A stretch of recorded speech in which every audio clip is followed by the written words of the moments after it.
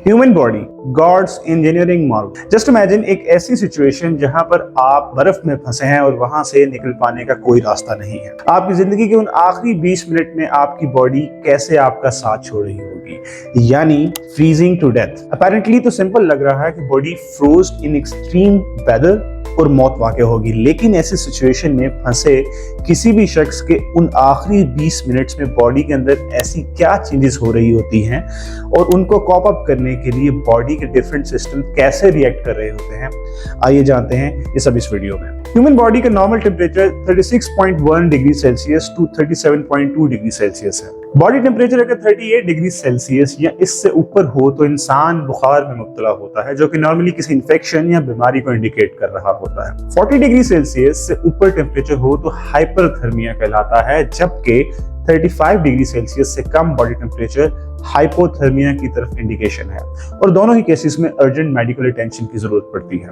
Hypothermia की बात करें तो इसकी मुख्तलिफ स्टेजेस हैं जो कि डिफरेंट बॉडी टेम्परेचर्स के अकॉर्डिंगली एडवांस करती हैं, लेकिन आगे बढ़ने से पहले समझते हैं कि एक्सट्रीम कोल्ड क्या है। वैसे तो इसकी कोई एग्जैक्ट डेफिनेशन नहीं है, ये डिपेंड करता है कि आप दुनिया के किस हिस्से में रहते हैं और किस वेदर से कितना यूज्ड टू हैं। मगर आम तौर पर 0 डिग्री सेल्सियस से -20 डिग्री सेल्सियस को एक्सट्रीम कोल्ड माना जाता है। हालांकि दुनिया में कई ऐसी जगह हैं जहां जिंदगी इस टेम्परेचर में भी अपने मामूल पर चलती है, जैसे कि रशिया और कनाडा जैसे ममालिक में सर्दियों में -डिग्री होना मामूल की बात है। मगर क्या होगा उस वक्त जब आप एक्सट्रीम कोल्ड में कुछ ऐसे हालात में फंस जाएं जहां मदद आना नामुमकिन हो, ऐसे हालात में कि जिनमें माजी में बहुत से माउंटेन क्लाइंबर्स भी फंसे हैं और जिनमें उन्होंने अपनी जान गंवाई। कैसे आपकी बॉडी मौत से 20 मिनट पहले आपका साथ छोड़ना शुरू करेगी और क्या होगा उन आखिरी 20 मिनट्स में, आइए जानते हैं। आखिरी 20 मिनट्स को अगर उल्टा गिनना शुरू करें तो 20वें से 15वें मिनट में ह्यूमन बॉडी माइल्ड हाइपोथर्मिया के प्रोसेस से गुजरती है, जिसमें बॉडी टेम्परेचर 32 से 35 डिग्री सेल्सियस की रेंज में होता है। न्यूरोलॉजिस्ट माइकल क्यूपर के मुताबिक हाइपोथर्मिया की अर्ली स्टेजेस में इंसान की बॉडी के वेसल्स सिकुड़ जाती हैं और बॉडी ड्रॉप टेम्परेचर को पूरा करने की कोशिश करती है, जिसकी वजह से जिस्म में कपकपी फील होती है। इसके अलावा अर्ली स्टेजेस में बोलने में दुश्वारी या जुबान के तोतले हो जाने के सिम्टम्स भी अपीयर होते हैं और बॉडी मसल्स सख्त हो जाते हैं, जिससे मूवमेंट में मुश्किल होने लग जाती है और इंसान हिलने जुलने के काबिल नहीं रहता। क्विक फैक्ट है, हमारी बॉडी में मौजूद वेसल्स को अगर एंड टू एंड बिछाया जाए तो उनकी टोटल लेंथ तकरीबन 1 लाख किलोमीटर बनती है, जो कि पूरी दुनिया के 2 से भी ज्यादा चक्कर लगाने के बराबर है। अगले 5 मिनट्स यानी 15वें से 10वें मिनट की बात करें तो सेकंड स्टेज ऑफ हाइपोथर्मिया का प्रोसेस स्टार्ट होता है, जिसे मॉडरेट हाइपोथर्मिया भी कहा जाता है। इस स्टेज में बॉडी टेम्परेचर 28 से लेकर 32 डिग्री सेल्सियस की रेंज में होता है। इस स्टेज में बॉडी में कपकपाहट या तो बढ़ जाती है या तो फिर बिल्कुल खत्म हो जाती है। ह्यूमन माइंड बॉडी को सिग्नल्स भेजना छोड़ देता है, या आसान अल्फाज में ऐसा कह लें कि दर्द का एहसास बिल्कुल खत्म हो जाता है और बॉडी एक ऐसी स्टैटिक स्टेट में होती है जहां पर इंसान मूव नहीं कर पाता और उसकी मेमोरी, जजमेंट, जबान सब कुछ मुतासिर होता है। दिमाग अपना बैलेंस खोने लगता है और माइंड हेलुसिनेट करने लग जाता है। क्यूपर के मुताबिक हाइपोथर्मिया की इस स्टेज से गुजरने वाले लोगों को सुकून महसूस होता है। 10वें मिनट से 5वें मिनट के दौरान बॉडी मजीद डिटीरिएट करने लग जाती है और मूवमेंट इस हद तक मुतासिर हो जाती है कि इंसान उठने बैठने के काबिल भी नहीं रहता। हार्ट रेट कम से कम हो जाता है और सांस लेने में शदीद दुश्वारी शुरू हो जाती है और सांस लेने की कोशिश में भी शिद्दत आ जाती है। और फिर आखिरी 5 मिनट्स में ह्यूमन बॉडी हाइपोथर्मिया की थर्ड स्टेज यानी स्वेट हाइपोथर्मिया से गुजर रही होती है और इसमें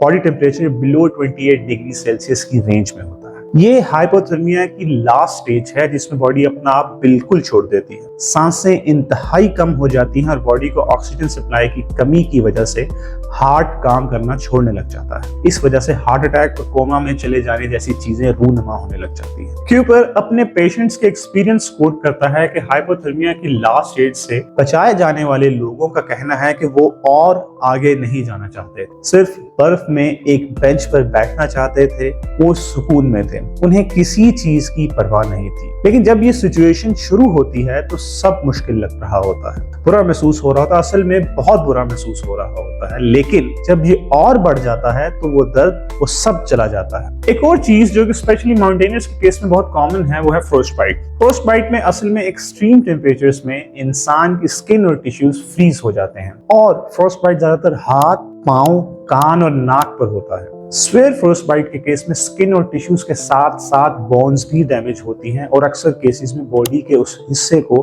फिर काटना पड़ता है। क्विक फैक्ट, ये लाजमी नहीं है कि फ्रॉस्ट बाइट हाइपोथर्मिया के साथ ही हो, फ्रॉस्ट बाइट हाइपोथर्मिया के बगैर भी हो सकता है। फ्रॉस्ट बाइट में बॉडी का नॉर्मल टेम्परेचर मेंटेन होता है, लेकिन एक्सट्रीम एक्सपोजर की वजह से स्किन और टिश्यूज डैमेज हो जाते हैं, जबकि हाइपोथर्मिया को तो हमने ऊपर डिटेल से एक्सप्लेन किया ही है। बज़ाहिर फ्रोस्ट टू डेथ का सुनकर यही एहसास होता है कि ये एक बहुत दर्दनाक मौत है, और यकीनन होगी भी, लेकिन हाइपोथर्मिया की एडवांस स्टेजेस पर पहुंचते पहुंचते दर्द का एहसास दिलाने वाले सिग्नल्स का जब हमारे दिमाग से राब्ता मुनक़ता होता है तो दर्द और तकलीफ का एहसास खत्म हो जाता है। ऑर्गन्स काम करना छोड़ जाते हैं और वो शख्स बेहोशी या कोमा की हालत में ही दम तोड़ जाता है। लास्ट में प्रिकॉशनरी मेजर्स तो हर सिचुएशन के लिए जरूरी है।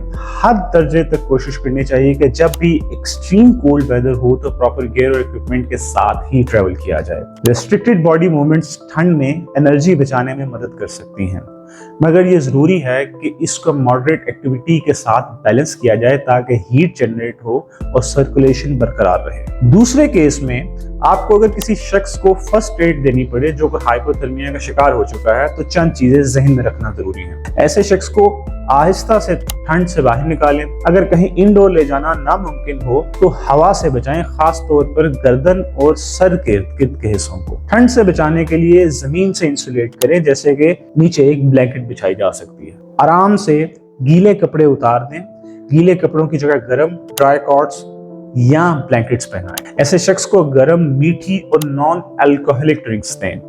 ये भी ख्याल रखें कि ऐसे शख्स को फौरन गर्म करने से अवॉइड करें, यानी लैंप्स, हीटर और गर्म पानी का इस्तेमाल को अवॉइड करें। बाजू और टांगों को गर्म करने की कोशिश ना करें। हाथ या पैरों को गर्म करना या मालिश करना दिल और फेफड़ों पर दबाव डाल सकता है। और जब अगर जिंदगी के आसार कम नजर आए, जैसे कि सांस मध्यम हो जाना और मूवमेंट का नजर ना आना, उस वक्त CPR शुरू करें। खुदा सबको हिफाजत में रखे।